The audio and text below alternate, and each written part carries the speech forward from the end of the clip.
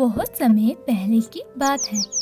गंगापुर गांव में काजल नाम की एक अनाथ लड़की रहा करती थी। काजल बहुत ही नेक दिल और मेहनती लड़की थी। वो गांव में विमला नाम की औरत की दुकान पर लहंगे सिलाई का काम किया करती थी और उसी के घर में किराए के मकान पर रहती थी। काजल पढ़ाई में भी बहुत ही ज्यादा अच्छी थी। वो काम के साथ साथ स्कूल भी जाया करती थी। विमला की एक बेटी थी जिसका नाम नैना था। नैना बहुत ही आलसी लड़की थी। वो घर का कोई भी काम नहीं करती थी और वो पढ़ाई में भी बिल्कुल अच्छी नहीं थी। फिर अगली सुबह, नैना उठो, स्कूल का टाइम हो रहा है। माँ, आप सुबह सुबह क्यों उठा रही हैं? बेटा, 8 बजने वाले हैं, स्कूल का टाइम निकल जाएगा, जल्दी से उठो। नैना मुंह बनाते हुए उठती है और फ्रेश होने के लिए चली जाती है।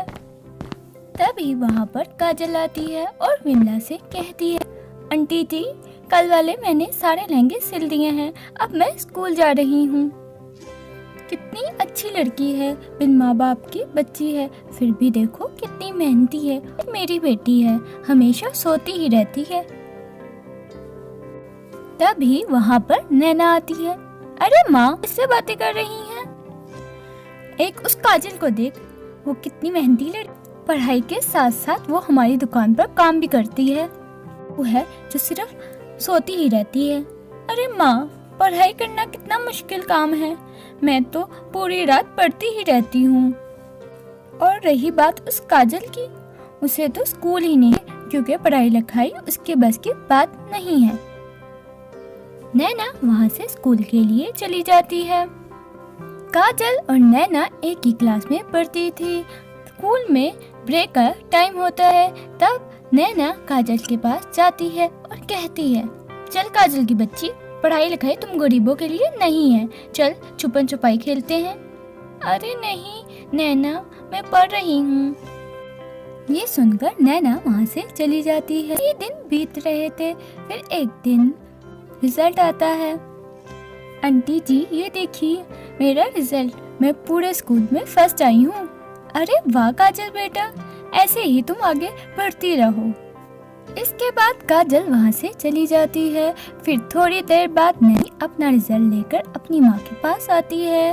रिजल्ट लेकर विमला को बहुत ही ज्यादा गुस्सा आता है। अरे ये क्या, तू फेल हो गई? तू तो कल कह रही थी मैं पूरी रात पढ़ती रहती हूँ, फिर भी फेल हो गई। उस काजल को देख, वो पूरा दिन दुकान में काम करती है और पूरे स्कूल में फर्स्ट आई है।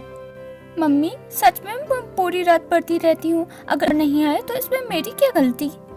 अरे किसको बेवकूफ बना रही है, झूठ बोलती है। आज के बाद मैं तुझे एक भी पैसा नहीं दूंगी। काजल की तरह कमा कर खाएगी, फिर तुझे पता चलेगा।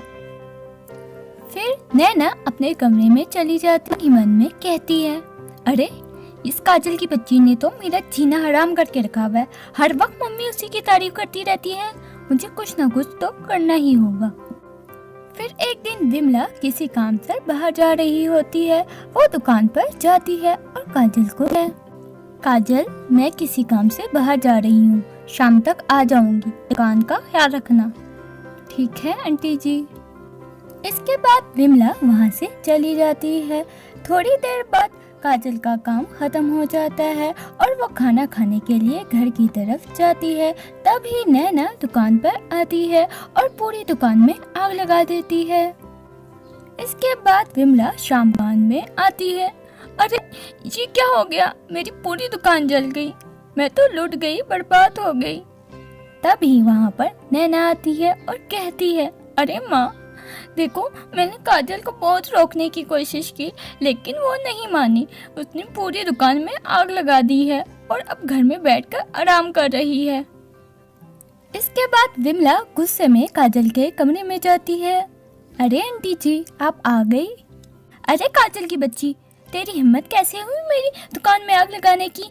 मैंने तुझे अपनी बेटी की तरह समझा, तुझे मेरी दुकान में आग लगाकर क्या मिला? अरे आंटी जी, आप ये क्या कह रही हैं? मैंने कोई नहीं दुकान में आग लगाई। नहीं माँ, इसी ने दुकान में आग लगाई है। सारे लहंगे मार्केट में बेचकर दुकान में आग लगा दी।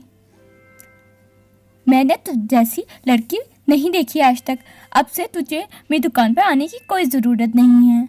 ऐसा सुनकर काजल रोते रोते वहाँ से चली जाती है। काजल एक पेड़ के नीचे बैठी रो रही होती है। तभी वहाँ पर परी प्रकट होती है। अरे काजल, तुम्हें क्या हुआ है? इसके बाद काजल सारी बात परी को बताती है। काजल, तुम चिंता मत करो, तुम मेरे साथ आओ। इसके बाद परी काजल को आसमान में ले जाती है। आसमान में जाकर काजल को एक जादुई लहंगे का घर नजर आता है। काजल, ये जादुई लहंगे का घर है, तुम इसे ले लो। इस घर में तुम्हें किसी भी चीज़ की कोई परेशानी नहीं होगी और तुम जहाँ चाहो इस घर को ले जा सकती हो। ठीक है परी जी, मैं इस घर को धरती में ले जाना चाहती हूँ। इसके बाद काजल उस घर को धरती में ले जाती है और उस घर में खुशी खुशी रहने लगती है। यूं ही दिन गुजर रहे थे। फिर एक दिन विमला और उसकी बेटी नैना काजल के घर में आती हैं और कहती हैं, अरे बेटा, हम बहुत ज़्यादा गरीब हो गए हैं। तुम्हारे जाने के बाद सब कुछ बिक गया है, हमारे पास खाने के पैसे भी नहीं हैं, तुम हमारी मदद करो।